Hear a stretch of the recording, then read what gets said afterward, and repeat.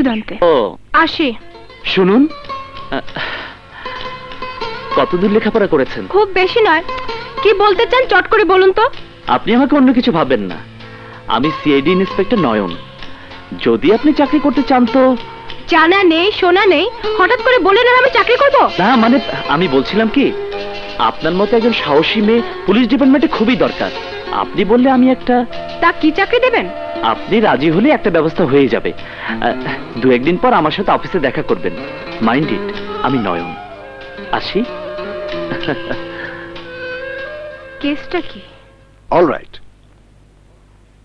মেয়েটির প্রতি তোমার যখন এতই কনফিডেন্স, তখন ওকে দরখাস্ত করতে বলো, আমি ওর সব ব্যবস্থা করে দেবো। Thank you sir, thank you very much. আসি স্যার। ওকে। বলেন কি, আমি তো ভাবতেও পারিনি এত সহজে আমার চাকরিটা হয়ে যাবে। গুণ থাকলে তো তার মূল্য দিতেই হবে। আপনার চাকরিটা কিন্তু একান্তই গোপনীয়। একজন বিশ্বস্ত ওয়াচার হিসেবে দায়িত্ব পালন করতে হবে। বিষয়টা যেন আপনি এবং আমি ছাড়া অন্য কেউ না জানে।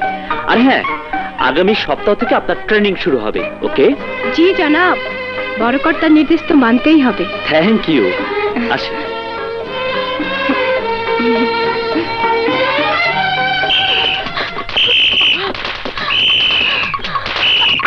কি বুঝা ধরলি? ধরি নাই, ধরা পড়তে পারবো। স্যার, ওনারা আমার গায়ে হাত দিছে। কি হইল? মাইয়া মানুষের গায়ে হাত? মনে কর তোকে চাকরি অর্ধেক নট, আর বড় স্যারের কয়ে তোকে চাকরি খেয়ে ফেলাবো। মিছা কথা, ও এক মহিলার গলার চেন ছিনতাই করছে। না স্যার, বিশ্বাস করেন। যা বেটা, মাইয়া মানুষ কোনদিন চিন্তা করতে পারে? যা, পাক পাক। আরে আসতে দে। মালদা গুড জায়গা মতো।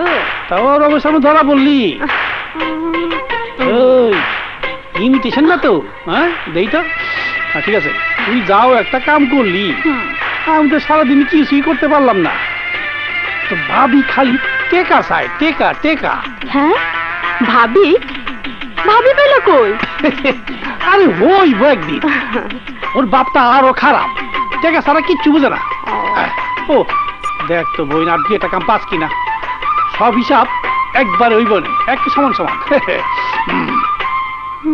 ভাতটা দিব তো? হ্যাঁ হ্যাঁ বলো। হ্যাঁ ডন আসছে, ঠিক আছে। আজিজ, নাগমাকে পাঠিয়ে দে যা। এটা এসপিকে দিয়ে বলবি হোটেল ম্যাগনেটের দিকে লক্ষ্য রাখবে। আর আমার লিকুইড গোল্ড আসছে, খোঁজ খবর ভালো করে রাখবি। বাবা বারে না, ঠিক আছে ঠিক আছে, আর কপালে নাই। বিয়াকু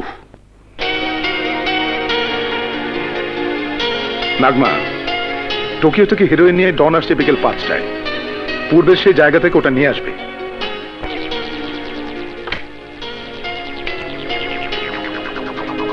হ্যালো,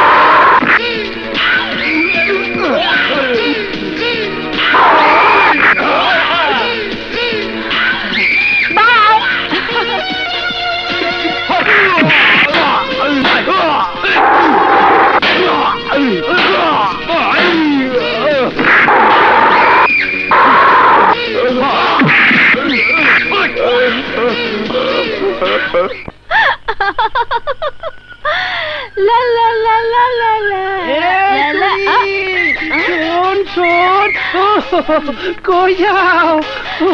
পাতলার কাছে। পাতলার কাছে কেন?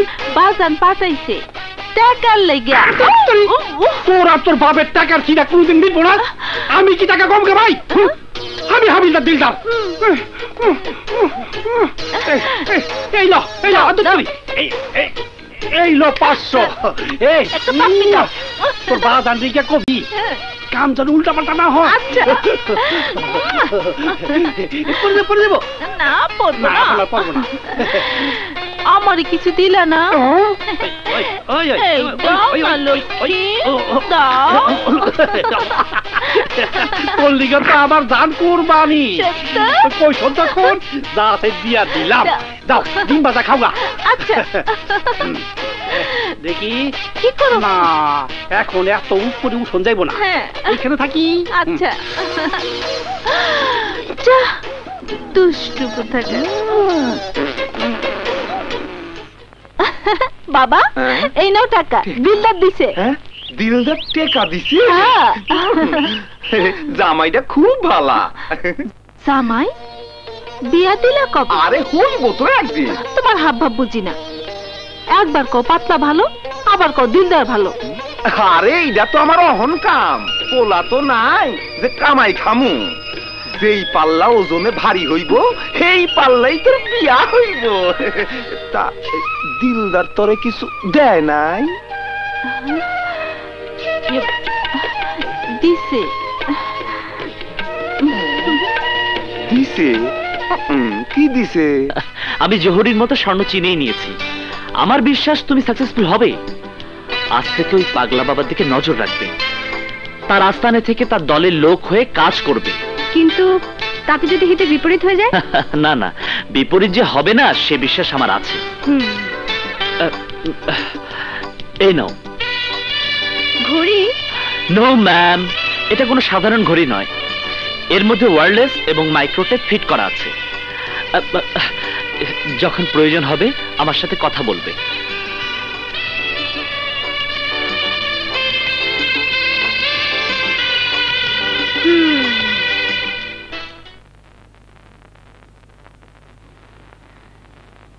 মা, আলোকে যে মাঝে মধ্যে দেখি না, কোথায় যায়? হয়তো ওকে জিজ্ঞেস কর না। কিরে, কোথায় থাকিস, কি করিস? ভাইয়া আমি একটা চাকরি পেয়েছি। চাকরি পেয়েছিস? হ্যাঁ, একটা এনজিওতে ফিল্ড সুপারভাইজার। আগে বলিসনি কেন? যদি না হয়। মা খাবার দাও তো। দিচ্ছি। মা, তোমার মেয়ে চাকরি করে টাকার পাহাড় গড়বে। আজকাল মেয়েদের পরনির্ভর হলে চলে না। দেখি পরনির্ভর হও কিনা।